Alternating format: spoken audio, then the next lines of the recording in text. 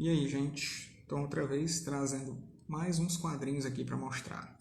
Depois que eu comprei aquelas revistas lá, né, do Super-Homem, antes de ser Superman aqui, eu comecei a mexer nos meus quadrinhos do Super e achei esses dois aqui, que é interessante mostrar para vocês, certo? Super Powers número 16 e a Action Comics número 600. A maneira que eu consegui essa Action Comics aqui é muito engraçada. Eu consegui ela numa aposta. Eu tava com o Cabeça, né, lá do Cabeça Comics, com outros amigos numa sinuca e faltava uma última bola para ser encaçapada. E aí o Cabeça é quem tava com o taco, né, e o nosso colega lá tinha essa revista aqui. E então foi feita uma aposta, né? Aposta em qualquer coisa. Aí eu disse, Action Comics 600, pede Action Comics 600. E contra todas as probabilidades o Cabeça conseguiu acertar, né, a bola. E aí o cara teve que pagar, né? E ele deu a revista lá. E aí depois o Cabeça passou a revista pra mim. E aí a história dessa Action Comics é a mesma aqui desses Super Powers, né? Como vocês podem ver aqui pelo desenho, né, assinado aqui Byrne e Pérez aqui bem no cantinho. 50 anos de Superman na época, né? Então 38, isso aqui deve ter saído em 88. Então vamos dar uma olhada aqui em detalhes, né? Estatueta dourada aí do Super, tá aqui confirmando, né, a época dos 50 anos dele. Então temos estes acontecimentos aqui nessa revista, né?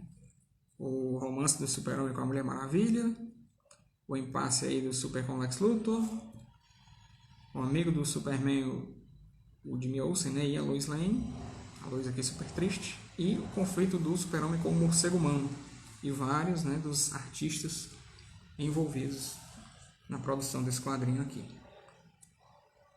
Então vamos dar uma olhadinha. Você começa vendo aqui a qualidade da imagem, né, que é bem velhinha, de 88, né?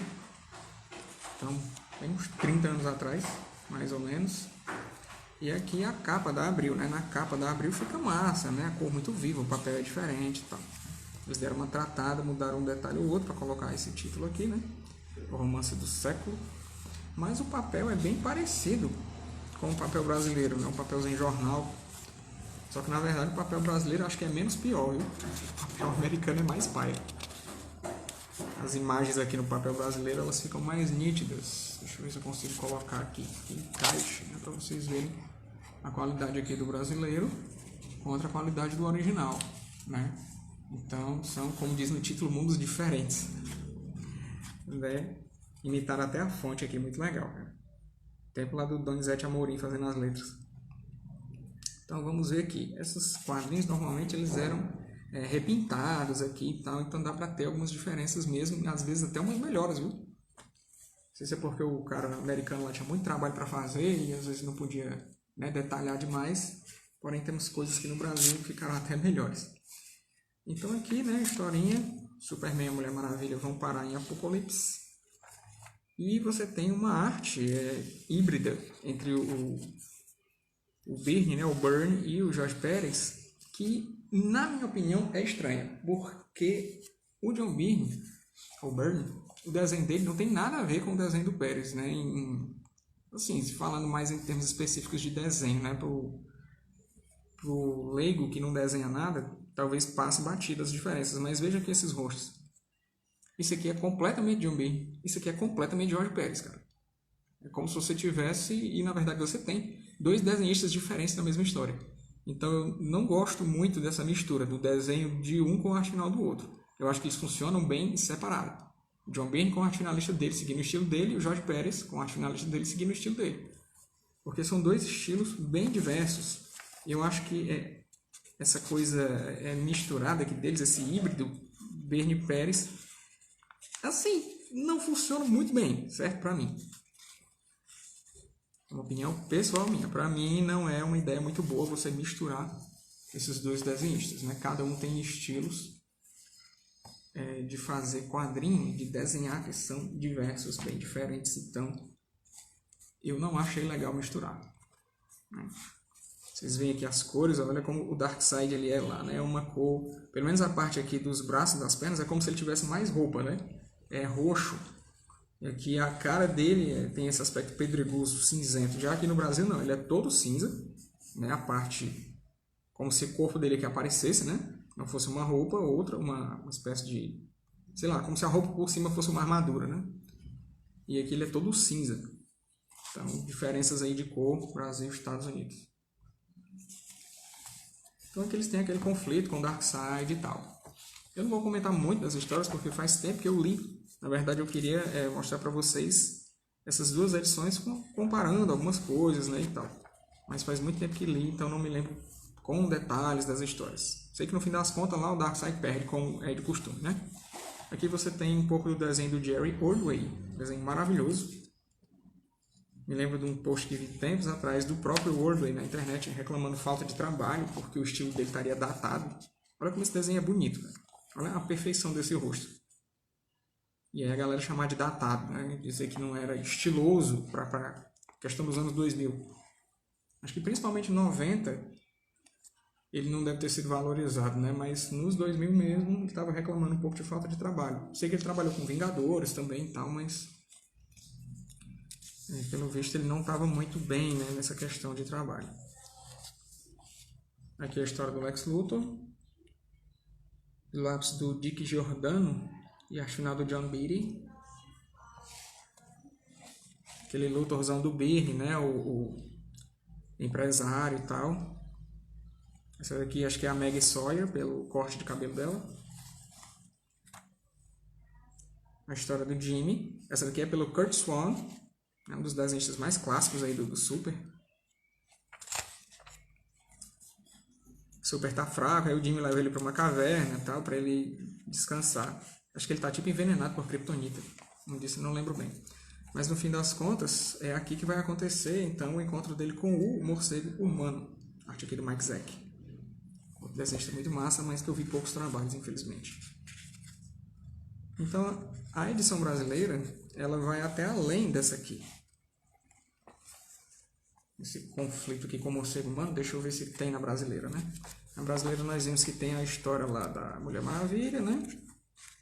Aí tem a história da Lois e do Jimmy. Será que tem a do Luthor? Parece que eles pularam a história do Luthor aqui, viu? A história do Luthor não tem.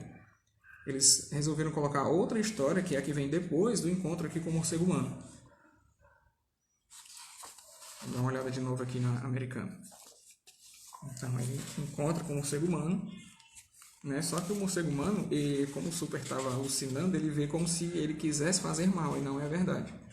O morcego não estava afim de enfrentar o Super, né? Até porque ele ia morrer, né? Se fizesse isso. E aí o Super tem um conflito aqui com ele, mas no fim das contas se resolve, ele consegue conversar e eles se entendem. Aí a revista termina com essa aparição aqui para nós, o Gavião Negro, né? Para eles, o Homem-Gavião, né? O Hawkman. Aí tem uma seção de cartas aqui, mais uma arte, propagandas. Pois é, interessante. Eu peguei elas justamente para fazer essas comparações e não sabia que na versão nacional não tem a história do Luthor. Estava pensando até em desfazer de uma delas. Vou reler para ver se aquela história do Luthor faz diferença ou não.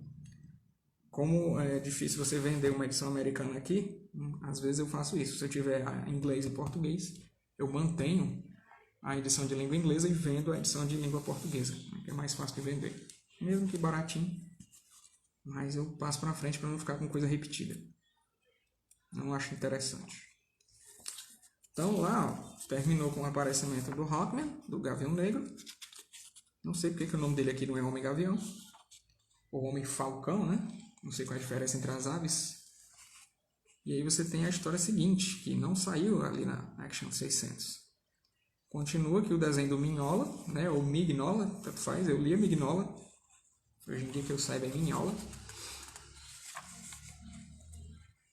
E eu vou até reler mesmo, ó. Tem umas coisas interessantes aqui. Retorno do Super a Krypton. Outro fato curioso disso aqui é que essa história talvez seja uma das culpadas da Zero Hora. Porque até onde eu li matérias sobre isso, o fato desse Hawkman estar por aqui parece que destoava do que a Crise tinha tentado resolver. E também tem outros personagens que lembravam da Crise, a Crise das Infinitas Terras, né? Que eu me lembro, o Flash, se lembra? E acho que aquele Mestre dos Espelhos também, o vilão lá do Homem-Animal. Esse aqui é aquele período da DC, né, que é pós-crise pré-Zero Hora, que para mim é o melhor período da DC, né, o meu preferido. Tem histórias boas antes e depois também, com certeza, mas é o meu preferido, né? Foi o período da DC que eu mais vivi, que eu mais li. Então, gente, está aqui curiosidade para vocês, né, da minha coleção do Super. Depois eu trago mais coisas, né, dele. Eu estou mexendo bastante lá nos quadrinhos dele, tentando organizar cronologicamente, né? O meu toque é esse, é botar as coisas na continuidade. Certo? Então é isso. Eu vou ficando por aqui. Espero que vocês tenham gostado, achado legal aí o vídeo. Valeu, até a próxima.